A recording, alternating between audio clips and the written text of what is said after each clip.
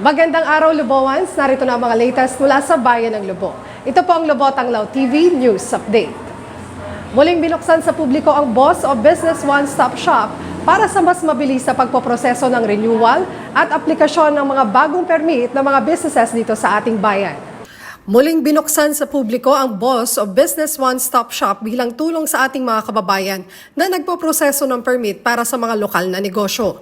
Inumpisahan ng Boss noong January 2, 2024 at magtatagal hanggang January 19. Matatagpuan ito sa Lubo Municipal Hall Lobby sa Right Wing. Ipinapayo sa ating mga kababayan na kumpletuhin ang mga kinakailangan dokumento bago magtungo rito upang maiwasan ang pagbalik-balik.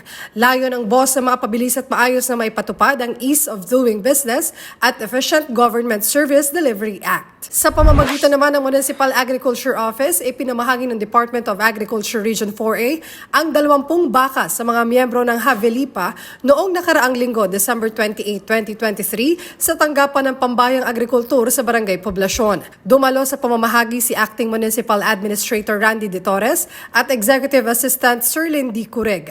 Maliban dito ay pinagkaloob din sa mga magsasaka ang isang unit ng forage chopper. Tuloy-tuloy naman ang isinasagawang inspeksyon ng mga kawani ng Lubo Tourism Office, Municipal Engineers Office, MPDO at Menro sa mga resort at accommodation establishment sa ating bayan. Ang nasabing inspeksyon ay taunang ginagawa upang masigurado ang kalidad ng serbisyo ng mga registered accommodation establishments at masagot ang kanilang katanungan ukol sa pagkuha ng permit. At yan po ang mga pinakabagong balita mula sa Bayan ng Lubo. Ako po si Angelique Atienza Romero. Muli ito ang Lubo Tanglaw TV News Update.